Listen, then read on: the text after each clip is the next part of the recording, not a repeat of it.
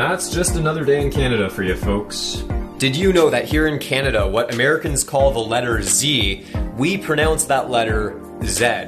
That's a true fact. I was talking to an American friend the other day and they thought I was joking when I told them that, but it is true. WXYZ. We also spell color with a U, favorite, neighbor. But today's video is brought to you by our sponsor, Canva. A little bit more on them in just a bit, but for now, let's talk about this salad. Now, of course, this is not a cooking channel. However, we are going to be cooking up we're going to be creating a fake super slow motion effect. Now, why would you want to create a fake super slow motion effect? Well, for starters, real slow motion is very difficult to get because the cameras that do that are very, very expensive. Super slow motion in your video is useful because it creates what we call tension. Not the upsetting and stressful kind of tension, more like the suspenseful and intriguing kind, the kind that makes your viewer want to keep watching your video because they want to see what's going to happen. When you can create tension, you create engagement, and engagement is a good thing no matter what kind of video you're making. And the beauty of the fake super slow-mo effect that I'm going to be showing you today is that you can do it with just about any camera, so you do not need to invest in tens of thousands of dollars worth of equipment. So I've got this nice little set already laid out on this coffee table. We've got our salad in a nice wooden salad bowl, some coasters, a fake plant, a bowl, and a cup. Now we're gonna start by taking this big tripod here and use it as an overhead rig.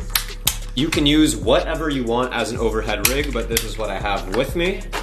Now you might remember from last video, our little sunset lamp through the glass trick. We're gonna turn that on to get some ambient light. Looking good. Now while this camera is rolling, we're gonna grab the focus ring and we're going to pull focus away from the bowl so that the plane of focus comes up towards the camera. So you can see here that pretty much everything on the table is in focus, and we're just gonna grab our focus ring and pull the focus towards the camera nice and smooth. Now you can see when I bring my hand in the frame that the focus is up here rather than down there towards our salad. All right, so we've got a tomato here and now we just need a slice. So we'll take off the sticker and we need a pretty thick slice. So we're gonna cut here. And as you can see, that is pretty thick.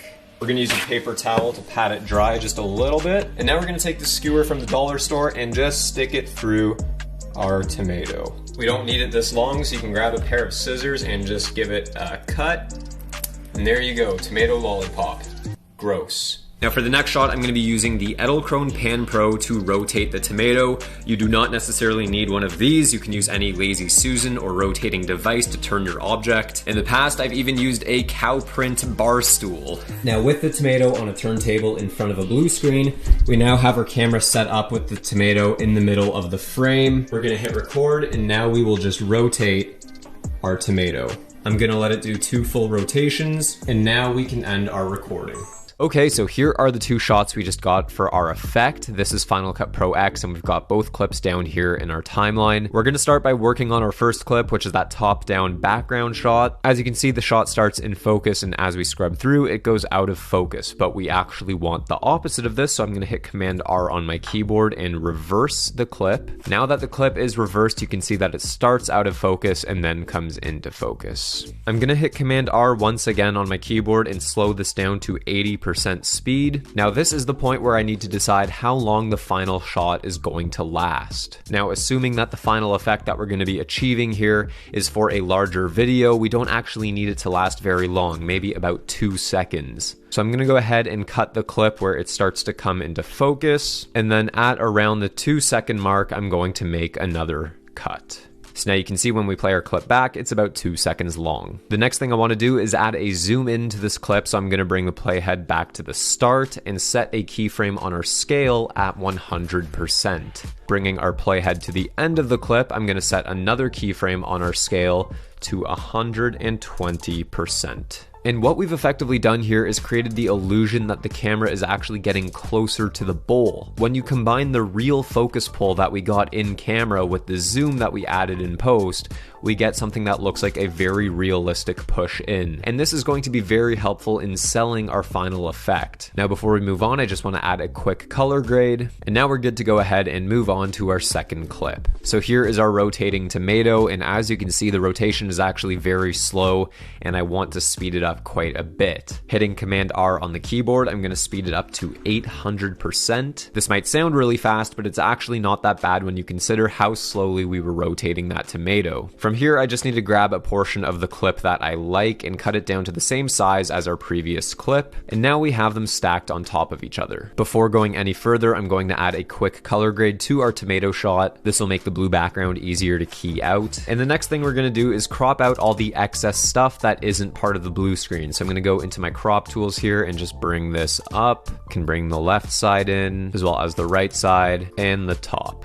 All that's remaining now is our blue screen and a bit of that skewer. So before we key this, let's go ahead and address the skewer. Let's bring our playhead back to the start of the clip, go into our effects here and search for draw mask, drag that on top. And now we're just going to create a little drawing around our toothpick and invert the mask. I'm going to add a keyframe to our control points, scrub through to the end of the clip, and fix our mask. And we'll also make a few more minor adjustments until we get something that looks clean. And once our mask is finished, this is what we get. Now it's time to key out that blue screen. We're going to go into our effects here and type in keyer. We'll drag that onto our tomato clip, and automatically it will remove that blue screen. But you can see we end up with this weird sort of outline around our tomato. That's no big deal. We just need to go into our matte tools in our keyer effect and shrink our edge down just a bit until that is gone. Looking good. And now to just blend everything together a little bit better, we can use the light wrap and put it up to about 20%. And I'll play this back to show you what we're working with. You can see that this is looking pretty good, but it doesn't have that kind of realistic look yet. So let's bring our playhead back to the start and select our tomato clip. Let's increase our scale all the way to 250% and set a keyframe. We'll also adjust the position to be a little bit more centered. Grab our playhead, drag it to the end of the clip, and set another keyframe on our scale at 90%. This decrease in scale creates the illusion that the tomato is falling and getting further away, but we're not quite done yet. So let's bring that playhead back to the start, and we're gonna set a keyframe on our rotation, and we're gonna push that up to about 125 degrees. We'll set a keyframe on our scale and adjust that as well. Go to our end keyframe, and we'll also set another keyframe on our rotation as well as our position, and I'll decrease our rotation to about -25 degrees. I'll go ahead and fix our position while we're at it, and here's what it looks like with that rotation added. And now the last thing I want to do to really sell this effect is add some blur on our tomato. So I'm going to go into our effects here and type in Gaussian.